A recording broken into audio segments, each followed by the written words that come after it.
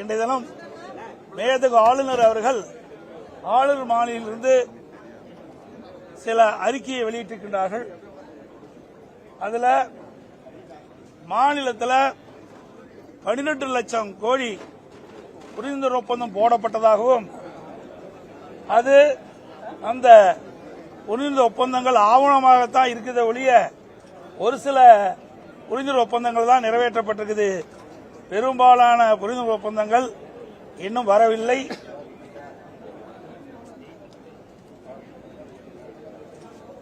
கடந்த 4 ஆண்டுக்கு முன்பு வெளிநாட்டிலிருந்து தொழில் முதலீடு தமிழகம் 4வது இடத்தில் இருந்தது. தற்போது 6வது இடத்திற்கு தள்ளப்பட்டதாக அந்த அறிக்கையில் தெரிவிச்சிருக்காரு. பெண்கள் பாதுகாப்பு தொடர்பாக அறிக்கை வெளியிட்டிருக்காரு. போக்சோ சட்டத்தில் அதிகமா இன்றைக்கு தமிழகம் பாதிக்கப்பட்டிருக்கின்றது. சுமார் 55% பாதிக்கப்பட்டதாக சொல்லியிருக்கிறாங்க. பெண்களுடைய பாலியல் தொல்லை 33% பாதிக்கப்பட்டதாக அந்த அறிக்கையில் சுட்டிக்காட்டப்பட்டது. போதைப் பொருள் பரவல் மற்றும் பள்ளி மாணவர்கள் உட்பட்ட இணையர்களிடையே அதிக அளவு இந்த போதைப் பொருளுக்கு அடிமையாகி சுமார் 2000 பேர் இதனால் பாதிக்கப்பட்டு தற்கொலை செய்து கொள்ளப்பட்டதாக இந்த அறிக்கையில் தெரிவிச்சிருக்கிறாங்க.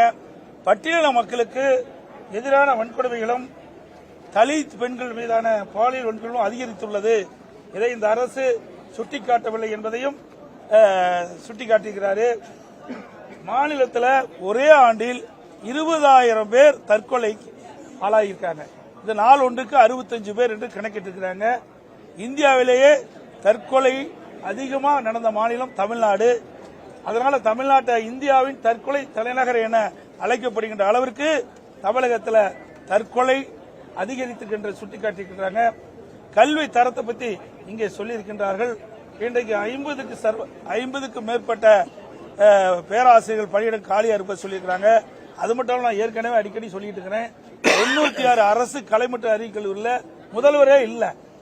அதோட அரசு உதவி பெறுகின்ற கல்லூரி பள்ளிகளுக்கு அந்த அரசு அந்த பணியிடங்களை நிரப்புவதற்கு காலி பணிகளை நிரப்புவதற்கு இந்த அரசு அனுமதியை தரல. அதனால கல்வியுடைய தரம் குறைஞ்சிருக்குது, கற்பவருடைய எண்ணிக்கையும் குறைஞ்சிருக்குது. நீங்க பாத்தீங்கன்னா அதிமுக ஆட்சியில் உயர்கல்வி படிப்பதன் எண்ணிக்கை 152 பேர் இருந்தது. இன்றைக்கு திராவிட முன்னேற்ற கழகம் ஆட்சி பொறுப்பு வந்த பிறகு இப்பொழுது 148 பேரா இன்றைக்கு உயர்கல்வி படிக்கக்கூடிய எண்ணிக்கை குறைஞ்சு போச்சு. இதெல்லாம் சுட்டிக்காட்டியிருக்காரு.